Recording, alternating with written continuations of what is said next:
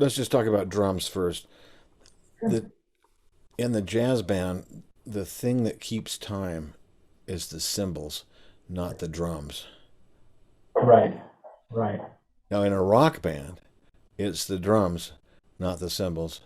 In a jazz band, it's the cymbals. So that ride cymbal and that hi hat, those are the critical things that are keeping the time for the band. So what is the bass drum doing? Mostly, it's accentuating setup figures, punching the band with the band, and setting up the band, stuff like that. It's for accentuation. There is a such thing as the bass drum playing all four beats. Hmm. But when that's done, and people like Buddy Rich and Louis Bellson did stuff like that. They called it playing four on the floor, but they Yeah. would play four beats. They would actually hit the bass drum on every beat, but it would be soft. I mean, it's like you wouldn't hear it out front. Right. When I hear kids do that, it's usually like bam, bam, bam. You can hear it all over the place. You don't want that. Ed Shaughnessy was the Tonight Show drummer with Doc Severinsen for a long time, and he called it gorilla foot. Hmm. And some people use this term feathering the bass drum. Yeah. Yep. I've heard that. Yeah, so that you don't really hear it. You feel it a little bit, but you don't really hear it. And the other thing about how the drummer sets up the bass drum, see if they're a rock drummer, they're used to having the front head off. They put pillows in there, and they really make that back head really snap, and really be a hard hit. Well, jazz we usually want a little warmer. We'll leave the head on the front and get a little more warmth out of the drum. And uh, it matches the acoustic bass better if we have that warmth in the bass drum versus in a rock band where you're trying to match the electric bass and sometimes the snap of that bass. Then you want that really snappy bass drum. Right. So how you set that up kind of matters. But the snare drum is basically comping. And a good drummer will be listening to the rhythms that the piano player is using for comping and be kind of complementing those rhythms or using those rhythms, working with those rhythms and playing Yep. around those rhythms so that the snare drum tends to be that, except when you're doing fills and hits and stuff. Yeah. Yeah. Um, so the big thing is to get that quarter note really lined up on the ride cymbal. And then a lot of times I'll have a young drummer just play the quarter notes on the right cymbal. That's all I want to hear. Yeah. Ultra, I don't want to hear anything but just you make sure that quarter note really keeps happening on the ride cymbal. No, I don't want any other rhythms, just the quarter note.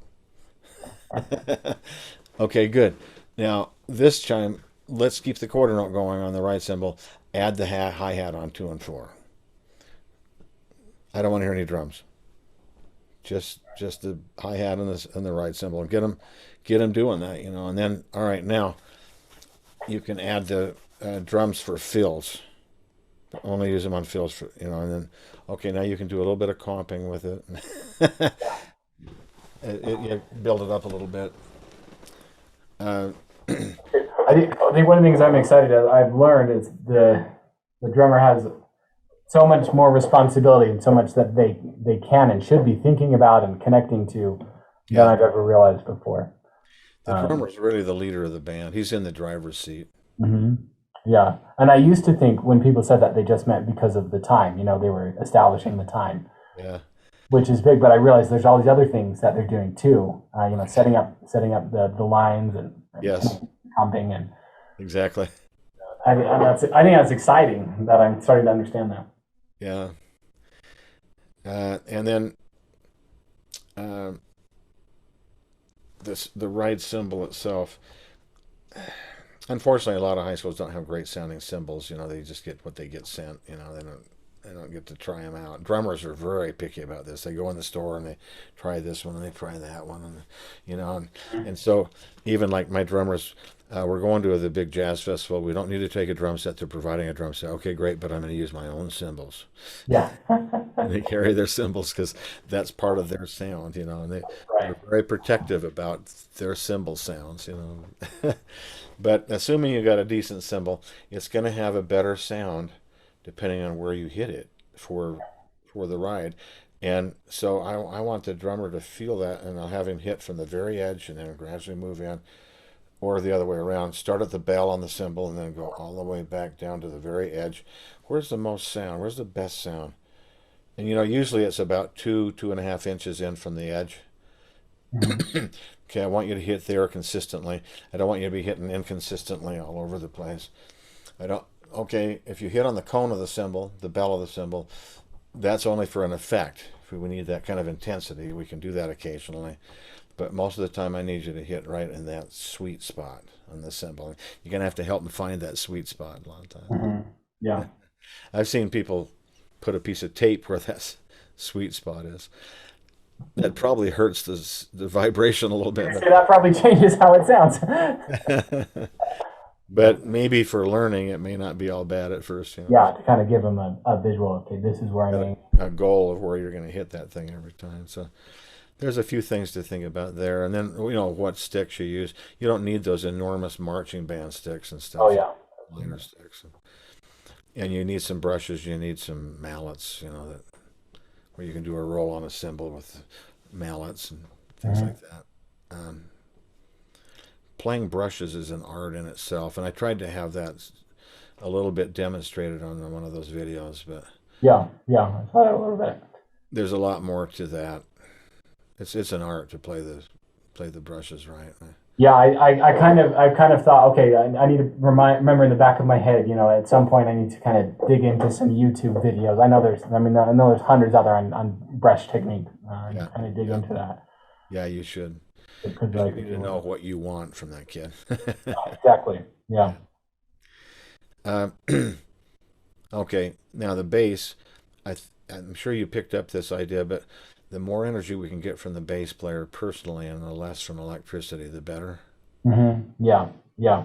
I, Yeah. I really like that concept. I think and that makes so much. I mean, it makes so much sense. Yeah. Um, and then also, even though it validates what the effort that the player puts in, you know. I, I rarely, I rarely go to a school, but what the bass player hasn't got the amp turned up way too loud. Mhm. And when that happens, there's a rum, rum, rum, rum, rum, rum, lack of definition in the sound. It really gets muddy, Mhm. and it can be obnoxiously over loud too. But that isn't the biggest deal to me. It's the fact that I can't hear any attack. I can't hear any definition. The tone is not good. Yeah. So I think I demonstrated this with Dan, but like turn your amp in half. Okay, now play just as loud. Right. And it's amazing. Sound suddenly clears up. You start hearing attack, and there's definition to the beat. And, Yeah. things start to happen. And sometimes, like, turn it off. Now, let me hear you play. Okay, now let's just ease it in just a little bit. Okay, maybe just a little bit more, just a touch more. Yeah. Okay, I'm like that. I like you digging in like that. We got just enough amp that we can hear you now well, but I'm getting a good sound and a good definition from what you're doing. And that's really important to the time fill in your rhythm section and your whole band. Yeah. Cool. Um, the same that same thing goes for your guitar player. If you have a guitar player, if he's using too much electrical energy, you don't get what you need from him really. Yeah. Yeah. That Um, makes you can work at it the same way. Now turn down quite a bit. Now play just as loud. Yeah. However, the guitar player may be using a Freddie Green approach. Do you have any? Uh, Yeah. Playing softer, but on every quarter note, right? yeah. And by the way, they never strum down and up, right? Yeah. But Yep. I remember reading that. just down, down, down, down. Yeah. And the Freddie Green approach is actually unamplified. He never used an amplifier. He was the guitar player in the Count Basie band, Okay. Yeah. and you never really heard him, but you felt him. Yeah. And if he stopped playing, you said, "What, what are we missing? What do we lose? What Yeah. just happened?" But you never noticed him playing. Yeah. So you got your guitar player, and he's got an amp. You got to get him to turn way down. Of Mhm. course, Freddie Green used a hollow body guitar that had some of its own sound and resonance, and some of these kids just have a slab that's good for a rock band, but Right. doesn't have any That was sound that without was an amp. that was new information for me too. So I think, considering, putting on the list of things to work on acquiring for the school, I like the idea of owning a jazz guitar. So Yeah, I think yeah, that. yeah. You should have a hollow body or at least a semi-hollow body guitar. Mhm. Yeah. And then if they're doing the Freddie Green approach, they're also not harmonically active. They're playing usually thirds and sevenths or root 3 and 7. Sometimes just 7. Or just sometimes he only played with one note. Usually he played with 2 to 3 notes. He Yeah. didn't play big harmonic chords, but he put that. And there's a little extra nudge on 2 and 4. The Uh, drummer can do that a little bit on the ride cymbal too. That little bit extra nudge on 2 and 4 gives a little drive to it. That's good. okay. Yeah, that makes sense. Um, I think maybe we demonstrated this hopefully on the. I can't remember now. This has On been the, on the video, the bass, yes. the way you pluck, where you pull it to the side and it actually hits the string behind it, and Hmm. yeah, and they will use sometimes other fingers. I was watching Matt the other day, and we were doing a recording session, and I was in this room, he was in that room. But there's a window between us, and I could watch him when I wasn't playing, and he was sometimes using his second finger, Okay. Yeah. but it's a pull the string kind of thing. And having the right strings is kind of important. I made a point of that in the book, I think. But Yes. Yes, you did.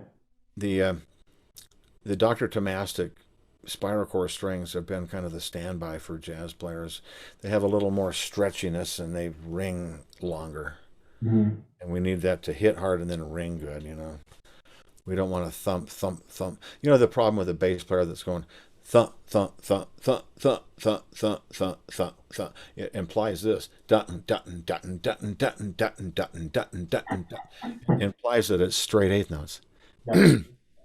Where if the bass player's going dun gong gong gong dun gong gong gong dun gong gong gong, and you got that sustain, then it doesn't feel that way. It feels like triplet. It feels like swing. Like, and you got to have strings that'll sustain. And so it's been common.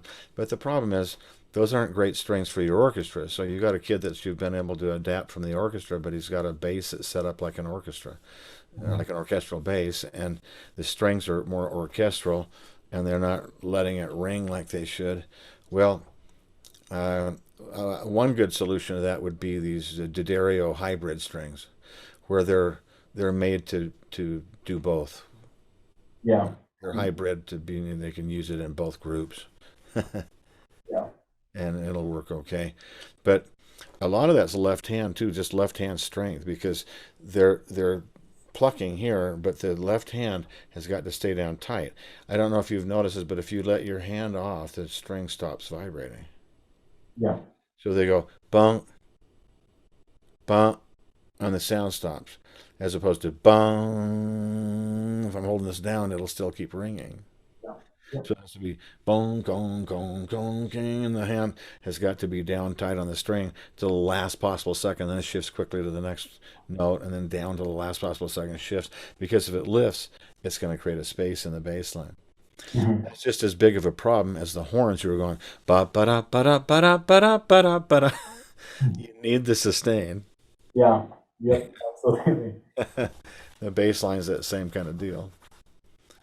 So I think the amp being too loud, the left hand not staying down tight, and the strings not ringing properly, so that you don't get that sustained sound. Those are probably the biggest problems that I usually hear in the rhythms in the bass player. I mean, bass. If you can deal with those two issues, you're going to get the bass sounding a lot better. Yeah.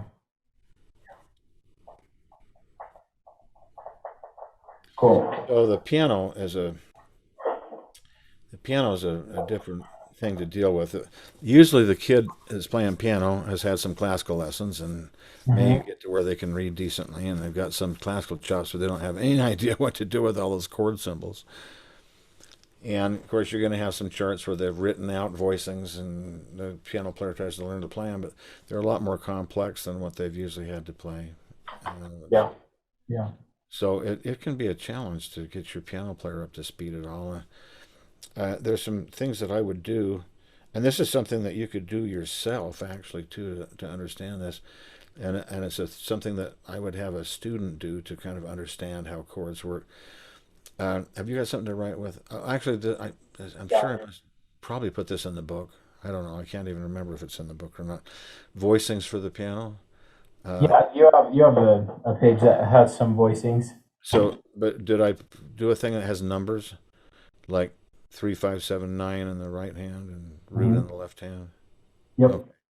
All right. So for major 3, 5, 7, 9 in the right hand, or for minor flat 3, 5, flat 7, 9 in the right hand. Hmm. For dominant 3, 6, flat 7, 9. Yeah.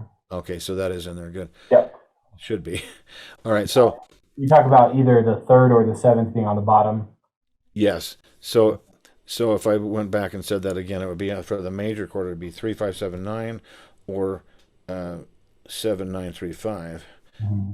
7 or 3 on the bottom. And for the minor, it'd be the same thing except flat 3 and flat 7. For the dominant, it would be 3, 6, flat 7, 9, or flat 7, 9, 3, 6. Yeah. And then what that does is it leads to perfect voice lading, because to play from a 2 chord to a 5 chord, all you have to do is drop one note a half step and keep all the others. Right. And then to get to the major is all, instead of your hand looks like this, you're playing here and then here and then here. Instead, it's like 2, 5, 1. You're like right there, you know. It's a and here's how this is really.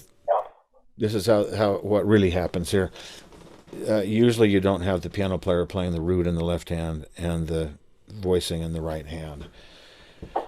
Typically, the piano player in a rhythm section does plays what we call rootless voicings. He doesn't play the root in the voicing. Hmm. Why? Because the bass player's got that covered. Yeah. It's not necessary for him to do that. Uh, so first of all, he's playing rootless voicings. Second, he's taking the principles of what we did in the right hand and usually spreading them out between two hands. So they're a little more open voicings. Um, if you were to take, I don't know, I'm going to go to the piano and demonstrate maybe in a minute, but if you were to take four notes, and close voicing here, any 4 notes, then if you were to take the second voice and drop it down an octave, Hmm. that opens up the voicing a little bit. Yeah. Take the fourth voice and drop it an octave, that opens it even more. And this is the sort of thing that happens a lot in two-handed piano voicings, Okay. where instead of playing it all in the right hand, they're dividing it out between two hands. Yeah. Okay. And then there's, of course, the rhythmic aspect of this too, where they have to comp with good good rhythms for comping. Well, what in the world is that? You know, how do you learn what this is? Well, again, how do you learn any of this if you don't listen? You know, you got to get to the recording and you got to pay attention. Let me just listen. All I'm listening to, and the whole big band's playing, but the only thing I'm listening to is what are the rhythms the piano player's using. Yeah. I'm trying to isolate that, you know, and I might even write some of them down. Most of the time, the piano player is using syncopated kind of rhythms, Hmm. although more percussive for the majority. It can be sustained, but it also tends to be percussive hits and stuff. The piano has to be thought of as a percussion instrument in the rhythm section more than as a melodic instrument when he's functioning as a comper at least. Hmm. And so when does this right hand thing come into play? When the piano player is soloing, ideally he's comping those same voicings in the left hand while his right hand is playing melody lines. Yeah. If he's comping for somebody else, then he's spreading out those voicings between two hands. There are a lot of books that get into that, how to do that. One of the really good ones, I probably put it in there, Frank Mantooth's book called Miracle Voicings. It's quite interesting because he shows that the same voicings can be used for multiple different chords, Hmm. and it simplifies things quite a bit. I'm sure I must have put that in there. Miracle voicings. Yeah. Well, he calls them miracle voicings. That's probably not the name of the book, come to think about it. What's his name? Frank Mantooth. Yeah, voicings for jazz keyboard. Frank Okay, Mantu. there you go. But what he does inside the book, he calls them miracle voicings. Okay. Yeah. We even had him at BYU one time up in E400 talking about miracle voicings. Cool. And these voicings, like if you learn this voicing, this works for F major, but it also works for this chord and that chord and this chord. It's like it's helpful, but they're two-hand voicings, and a lot of times they're stacked in kind of fourths, Uh-huh. more open fourth kind of intervals and stuff. But that's Okay. kind of what the piano player is doing. But what I would do to have a piano player start, and what I would do if I were you, is I would sit down at the piano and play those voicings with the 3 on the bottom and the 7 on the bottom. I'm going to demonstrate this. Okay. This Yeah. is this is doing this is what's allowed me. I mean, I wouldn't play piano, and I don't know those two-handed voicings well enough to play in a rhythm section and Hmm. really do that. But I've been able to play for students in lessons when we're working on improvising on a tune and stuff, Oh, and okay. Yeah. use that right hand with the left hand playing the bass note because I'm not playing in a rhythm section. Hmm. Um, Yeah. Yeah. That makes sense. and guitar players can think somewhat this way too, but they have a lot of different positions. They've got 7 different positions up and down the fretboard that they can do this stuff in, and you have to actually practice it in 7 different positions and stuff. It's complex. Okay, so I would go around the circle and I would do all my major chords. 3 on the bottom, 7 on the bottom, to 3 on the bottom, to 7 on the bottom, to 3 on the bottom, to 7 on the bottom, etc. Go all the way around the circle and Hmm. alternate 3 on the bottom to 7 on the bottom, 3 on the bottom, 7 on the bottom. Then I go back and say, okay, now let me do it again. This time, instead of starting with 3, I'm going to start with 7 on the bottom. Then we go to 3 on the bottom, 7 on the bottom, 3 on the bottom, 7 on the bottom, etc. So that with all my major chords, I've practiced them with both 7 on the bottom and 3 on the bottom. Yeah, that makes sense. Then I would go back and do the same thing with the minor. So 3 on the bottom, to 7 on the bottom, to 3 on the bottom, to 7 on the bottom, to 3 on the bottom, so on. And then I would start it the other way and say, okay, now I'm starting with 7 on the bottom, 7 on the bottom, to 3 on the bottom, to 7 on the bottom, to 3 on the bottom, so on. You see what I'm saying? And then I would take the dominants and I'd say, okay, 3 on the bottom, to 7 on the bottom, to 3 on the bottom, to 7 on the bottom, to 3 on the bottom, dominant, to 7 on the bottom. Sorry, I'm getting too low on the piano. And then I go back and go it the other way around. So, okay, now 7 on the bottom first, to 3 on the bottom, to 7 on the bottom, to 3 on the bottom, and so on. Once you can do that, then you can come back and say, okay, now I'm going to go minor, dominant, major. It's going to be 3 on the bottom, to 7 on the bottom, to 3 on the bottom. Hmm. Minor to dominant, but I only had to move one note. Yeah. So, 2, 3 on the bottom. So that went 3, 7, 3. And then I would just go on around the circle. 3 on the bottom, to 7 on the bottom, to 3 on the bottom. 3 on the bottom, to 7 on the bottom, to 3 on the bottom. And I'm just going right around the circle. And of course, what I'm getting for this is 2, 5, 1s, right? Yeah, absolutely. And it sounds great. Yeah. And they sound like the jazz chords really supposed to sound. Yeah. Because they have all the ninths and the dominants have the 13ths and the 6ths. And then I would go back and do it the other way around, though. Last time I went 3 on the bottom to 7 on the bottom to 3 on the bottom. Sorry, you probably can't hear me talking when I'm playing. I went 3 on the bottom to 7 to 3. Now I should be able to go 7 on the bottom to 3 on the bottom to 7 on the bottom. And I would practice all my 2 5s like that. Cool. It's really pretty easy to expand that because it's almost the same stuff into minor 2 5s. So I can go, I'm saying, okay, let me do 3 on the bottom, to 7 on the bottom, to 3 on the bottom. But I'm using the minor qualities. Half diminished to dominant altered to minor with a major 7. So that would be great for any young pianist to practice that kind of stuff. Yeah, that would be. And ultimately, if they had to, they could just sit there and play the right hand. I wouldn't let them play the bass note and mess up the bass territory for the bass if you got a bass. But I would have. They could play just those right hand voicings in their right hand. You say, okay, now can you try them in your left hand? same voicings. Let them do that for a little while. Okay, now let's talk about some ideas about opening up the voicing. So if I was playing with, I've got 3 on the bottom. Well, I could drop the second voice down an octave. I could drop the fourth voice down an octave. That's opened it up quite a bit. I don't have the root on it, but I'm too low to play the root next to that. But I have to do it all higher. But you can hear how this has opened up a lot to play that.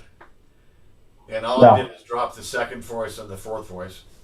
That's also a common arranging technique. Mm-hmm. Like if you're writing for the big band and you want to write, you want something to move fast, you usually keep it kind of tight voicings, pretty much within an octave. But if you want some rich, sonorous kind of voicings that's not moving so fast, you'll open it up by drop 2 and maybe drop 2, drop 4.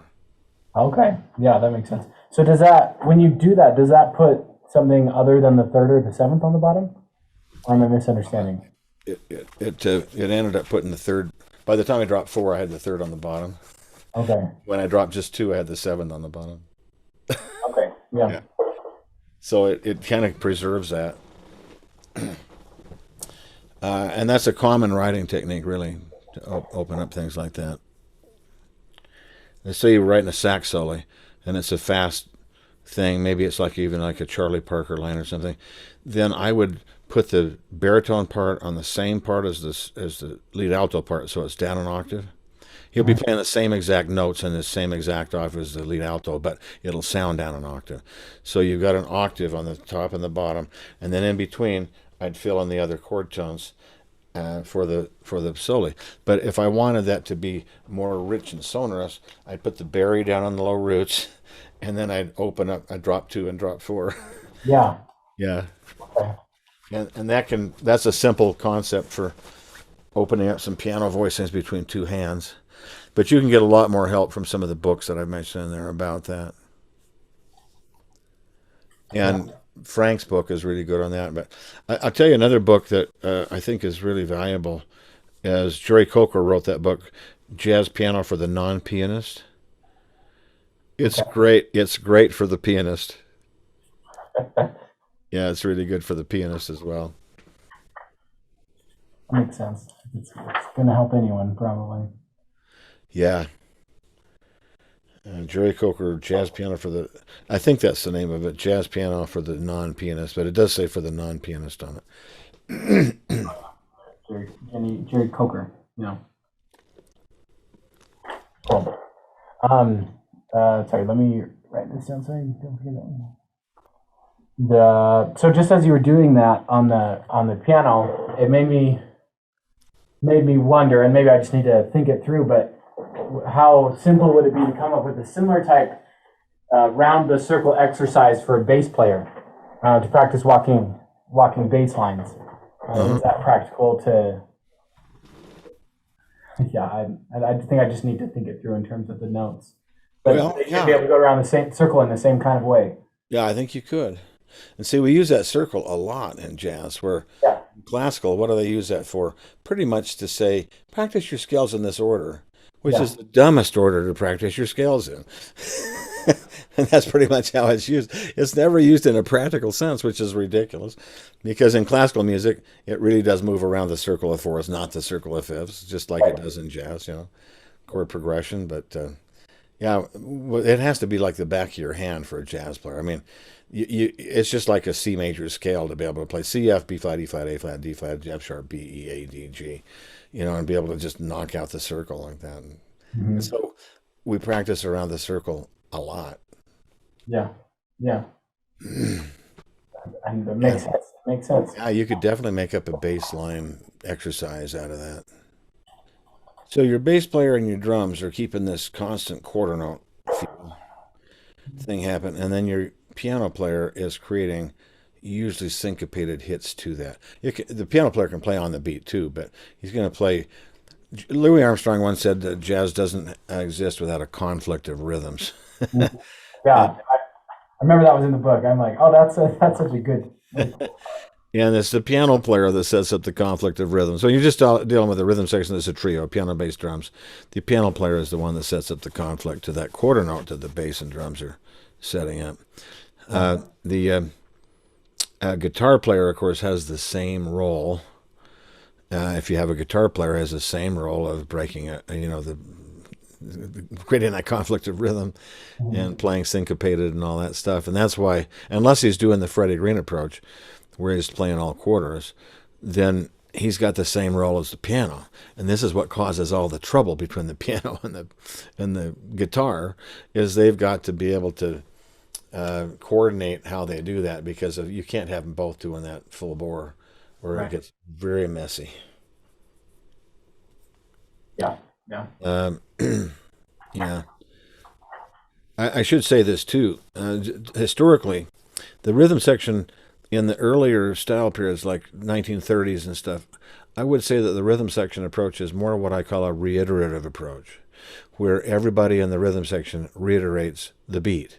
Hmm. So the bass player is playing bing, bing, bing, bing, bing. The drummer's going ding, ding, ding, ding, ding, and on the bass drum possibly ding, ding, bam, bam, bam, bam, softly. The guitar player is chunk, chunk, chunk, chunk, chunk, chunk, and the piano player is pretty much downbeat oriented, so that everybody has this. They're reiterating the pulse, Right. and so it has this chunky feel to it. Mhm. It isn't until the 1940s that this starts to change, and then it's in the 50s with the Miles Davis rhythm sections where it really starts to mature into the way we think about a rhythm section today, Yeah. where everybody has different roles. The only person who has the role to play that quarter note is the bass player. Yeah. He's got the main role to do that. The drummer can help with that, but then he's also creating fills and other coloristic kinds of things, smacking the band here. And like, Yeah. it's only the bass player that really keeps that quarter note going all the time. Right. And then we don't want to get, if we're doing an older style that has a Freddie Green thing in it, okay. But otherwise, we want the guitar and piano to be able to do the conflict of rhythm stuff and more syncopated and that kind of stuff. So, how do they get into that? They really need to listen to the rhythms that are being used by the comping instrument. Yeah. And and then, of course, as we already mentioned, they don't want to compete with each other doing that. Mhm. Yeah. So it doesn't sound money. Yeah. Just, I think a couple of days ago, as I was doing some of this reading, and it was talking about, I think you mentioned something about something happening in the 1950s or 1960s, and it just kind of struck me that that's not that long ago. I Yeah, mean, that's I mean, true. it was. Yeah, I wasn't around at all, but in terms of history, um, I mean that's around the time my parents were born. You know, Yeah, it's not that long ago, and right. That's true. it, Well, I it was born in the 1950s. yeah, yeah, and it just it's I don't know, for some reason that really struck me. I guess when I was a kid, I felt like jazz has been around forever, um, but it's not in the same way that classical music has been, and No, so no. Jazz kind of went through the same transformations and growth that classical music did in about 80 years, and classical music about 300 years. But we had the classical tradition to draw on to learn from. right, yeah, and then also the advent of technology in order to spread it and kind of Yeah, codify it in a way that wasn't possible yeah, in the past, which I yeah. I, I think that's really neat. So, Yeah, I'm trying to think if there's anything else that I want to say about rhythm section. I just don't ignore them. yeah.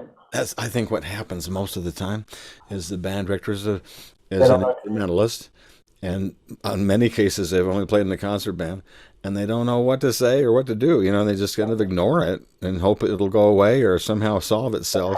Better. Yeah, yep. I know that feeling, and that's why I'm doing this. That's why I'm Yeah, doing this. I don't want to be there. I want to know what to say and do, and yeah. So yeah, uh, I probably told you this when you were in my woodwind workshop class, but I had in the same afternoon two oboe players. They came from the same Binford Middle School, and they came back to back with each other. But not, I think, unbeknownst to each other, not in coordination with each other, they both told me one day, "I think my band director hates oboes." I said, "What? Why do you say that?"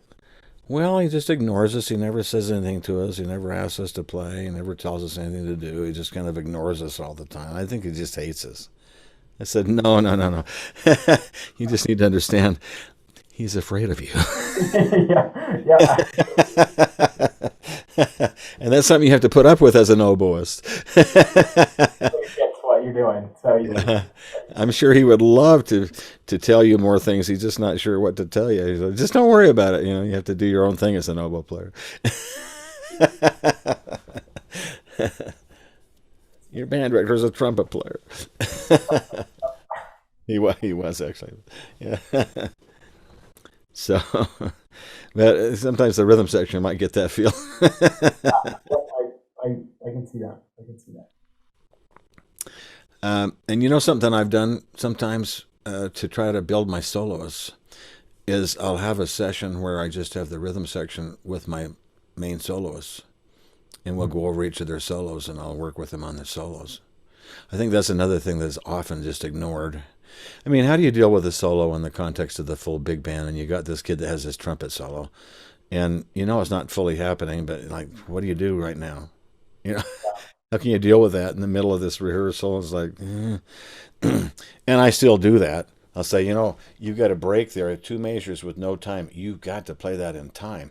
We just about went into a tailspin when you played that, when you rushed through that. You can't, you got to play that. And I'll give comments like that, and sometimes I'll make comments like, you're basically in the key of A on this solo, and I keep hearing G naturals. You got to play G sharps more, and I'll give guidance like that. Right.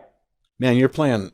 I have a student in synthesis last year. This was the case. I made this comment to him in a rehearsal. Pretty good player, and he could play pretty high notes on the trumpet. And in fact, the first semester he played lead trumpet. Second semester he played second trumpet. But he would start out his solos, flash and a pan and bam, and like, here I am, and then it would just kind of go down, and it would just kind of lay there in the gutter. I said, man, that's backwards. Yeah. Come in easier. You can start with a splash if you want, and then let it come down, and then build, and come back to where you peak. And I'll give directions like that to a soloist in a rehearsal. Right. But when I've really wanted to build my solo players, and frankly, I haven't had to do this as much the last few years as I used to. Mm-hmm.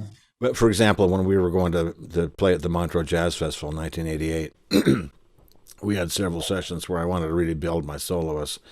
And I just have the rhythm section come, and then I'd have the soloist come, and then I would have my horn out, and I would work with each of the soloists, and I would play and give them comments and demonstrate things. But that's another area that's really easy to ignore. Now you won't ignore it if you work on it in your warm up every day, where you have everybody in the band working on solo type materials and stuff, as we've talked about. Mm-hmm. Your warm up time to do those materials, but there's got to come a time where you're actually dealing with that kid on his individual solo on this particular tune. How are you doing with this solo? And I've also, having a set apart rehearsal with the rhythm section and soloist, I think, is a great idea. yeah. The big thing is have something that you've got a recording for that you're working with in the band, and then go in there and learn all about the rhythm section on that recording and what you want from them, and learn what you want from the soloist, and learn what you're looking for in the section sounds of each of the sections and in the ensemble sound. Make sure you got a good model, of course. but but you can learn so much that way, and a lot of times you don't know what to say to the drummer, and you listen to the recording and say, or if you're not sure, you can play it in the band room and say, what would you do to make this sound on the drums, this feel on the drums? And yeah, you're starting to get it. And you got to use recorded material. Yeah.